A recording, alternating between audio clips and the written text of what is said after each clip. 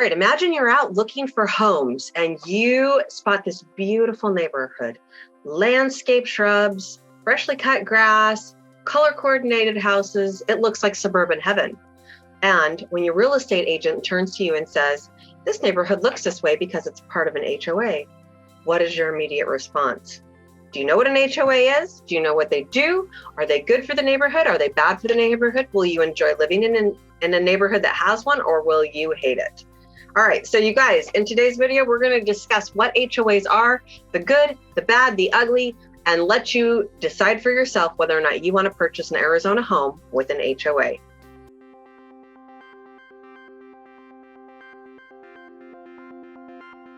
Hey everybody, I'm Katie Evans, owner and lead agent of the Living 48 real estate team here in the sunny state of Arizona. And we're super excited to have you back for another one of our videos today. So if you have looked for houses in the state of Arizona, you are noticing that it is becoming harder and harder and harder to find a house without an HOA. So we thought we'd take a little bit of time today to just discuss what is an HOA, what do they do for us, and again, the good, the bad, the ugly, and then you can make a decision on whether or not you are interested in living in an HOA neighborhood. Okay, so let's talk about what is an HOA really quick. First thing is, it stands for Homeowners Association, and basically it's an organization made up of people who own homes within the community. Now, could be a condo community, could be a townhome community, could be a planned development, could be just a regular home community. But basically, it's just that they help manage the community. They collect monthly fees for shared amenities and all that kind of stuff. So the purpose of an HOA is really to help increase the property values, to maintain the standards such that anybody and everybody who owns a home in that development maintains increased property values. So it looks nice, it looks neat, and people will pay more to live in that community. That really is the purpose of an HOA. So HOAs are typically formed when the community is originally built and the developer puts together the homeowners association. And then once the development is done being built out, is established, they then typically turn that over to the community. And those people become automatic members of the HOA. And then the homeowners vote for a board of directors to run the HOA. Typically, they hire a service that manages the HOA, and they the builder will originally put together a set of documents called the CC&Rs. Now, CC&R stands for the Declaration, and I will never remember this again. So if you ask me this at a later time, I will have forgotten. But it's a declaration of covenants, conditions, and restrictions. CC&Rs. Covenants, conditions, and restrictions. And basically, these are the rules of the neighborhood and the community that everybody has to agree to live by if you're going to live in that community. It also lays out like what the membership fees are and all of that kind of stuff. So how much is an HOA fee? Unfortunately, I cannot give you a number because those numbers vary wildly. All right, we have some HOAs that start at like $35 a year, some that are $35 a month, some that are $350 a month. It depends on what kind of neighborhood you're in, what kind of development you're in, what kind of housing that you're in. But typically, condo and townhome developments have higher HOA fees. It needs to be a part of your monthly budget. So again, as you're applying for loans, this gets figured in with what your affordability is and the kinds of houses that you can purchase as well. So the more money you pay, hopefully the more things that HOA covers. So what does your HOA fee covers? Again, that can vary dependent on community as well. So mostly those fees are there to cover the costs of the shared amenity. So for example, if you live in a condo or a townhome community and there's a community pool, there's community green belts, there's community parks, the top parks, those kinds of things, that's going to be a part of what you're paying for. in a lot of condo communities that they have basically from the studs out are covered by the HOA fees. So whenever you need a new roof, that is a part of that HOA fee. The repainting of the exterior of the condo is typically an HOA fee. So it's all kinds of different fees, but some of them might include security, clubhouse, playgrounds, golf courses, fitness centers, parking garages, swimming pools, community events, senior center. Like the list can go on and on and on depending on what development that you're in. Now, you may need to be prepared also that periodically things like a special assessment might come up. Like a big one-time event. Let's say your community votes and decides that they want to take the pool and turn it into a heated pool or add a hot tub. There may be a special one-time assessment then assessed to pay for that. Also, sometimes your HOA fees will need to go up if the cost of things have gone up. So just be prepared for that.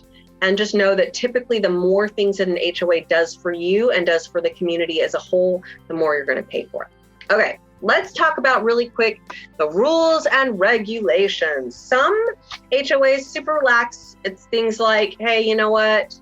Pick up after your dog, cut your grass, pull your weeds, that kind of things. And then other HOAs are ridiculous. It is very, very important as a home buyer to understand the covenants, conditions, and restrictions that you are agreeing to. So before you ever close on your property, you will be supplied with a copy of those CC&Rs. It is your job to review them, and you actually have an opportunity to cancel your purchase based on what you find there in the CC&R. So it is very, very important that you take the time to look at those and see what those are and if you are willing to follow those. So again, lots of different things. And remember, I don't mind HOAs at all, but be aware that there's usually at least one or two neighbors who have nothing better to do than police the rules. And that's always really fun too. So, okay. Can you ignore a homeowners association? Can you ignore your fees? Can you? No. You entered into a legally binding commitment when you purchased that home. And so no, you cannot ignore them. You cannot skip out on paying your fees. And even if you do, there are things and ways for your HOA to come after you. So once you start missing fees, your payments, your HOA is going to start charging you interest. They're going to start charging you late fees. They may put a lien on your house. And at the end of the day, should they choose, they actually can foreclose on your home. So yeah, that's a bad thing. And even if they choose not to foreclose on your home, that lien, when you go to sell the property, will need to be paid off before anything else. So if you break a rule of the CC&Rs, depending on your HOA and how strict they choose to be on things, they may even choose to trespass on the property, fix it for you, and then charge you for it.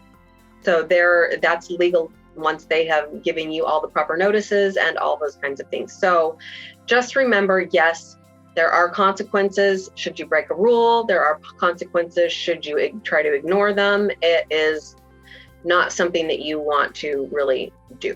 Okay, so let's explore the idea of, is an HOA even worth it? Here is a short list of pros and a short list of cons, and then I'm going to kind of leave you to make that determination yourself. So the pros, the idea of an HOA is that it keeps your home values up and possibly even increases your home values over a property that's similar to yours, but in a neighborhood that doesn't have an HOA. So maybe they have a neighbor that doesn't maintain their home or doesn't clean up their yard. That could decrease the value of those homes. So that is the first pro to an HOA, is it should maintain and possibly increase the value of your property. Number two, it helps keep the neighborhood as a whole pleasant in appearance, so that you enjoy living in that neighborhood, and that you get to enjoy that well-maintained neighborhood at all times.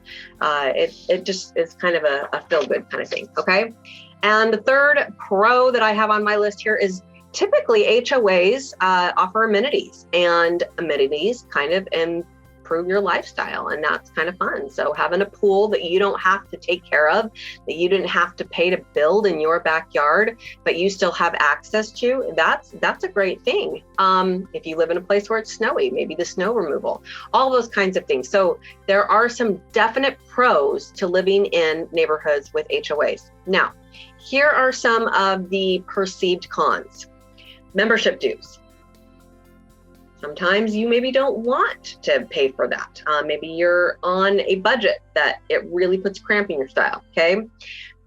A definite con can be when there are excess fees that like you didn't know were coming up. So those special assessments, or they have to up the cost of the HOA fees. So that can hurt a lot.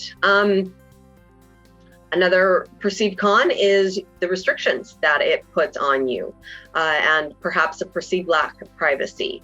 All right, so I don't know about you guys, I don't typically like being told what to do. And sometimes that HOA can feel like that they have the ability and that they are telling you what to do.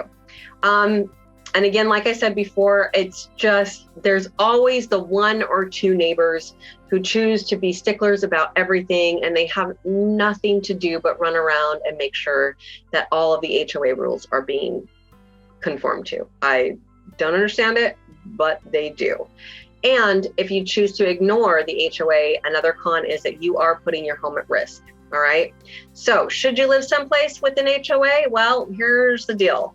If you hate being told what to do, if you do things that most HOAs won't approve of, like working on cars in your driveway, or letting your lawn get really shaggy, or let the weeds take over and become wildflowers, if you want your home to look unique on the outside, if you enjoy your privacy, if you don't want to pay HOA fees, especially after you've paid off your mortgage, or if you want to own a home with no strings attached, well, then an HOA may not be for you.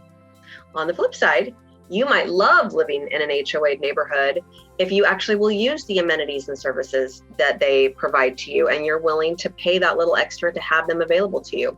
If you have a high tolerance for rules and regulations, and you like to see everyone else around you living by those same set rules and regulations. If you like order and uniformity. If you have an HOA, if your HOA has a track record of increasing property values, and maybe you plan to sell your home in a few years, those would all be great reasons that you would enjoy living in a neighborhood with an HOA. All right, so I'm going to leave it to you to make the determination if an HOA is right for you.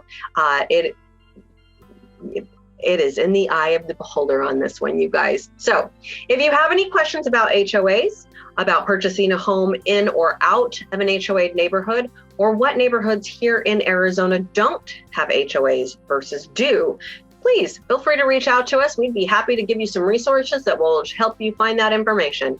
You guys, thanks for watching this video. As always, feel free to reach out to me directly at 480-415-1341, or visit our team website at www.living48realestate.com. See you on our next video. Bye.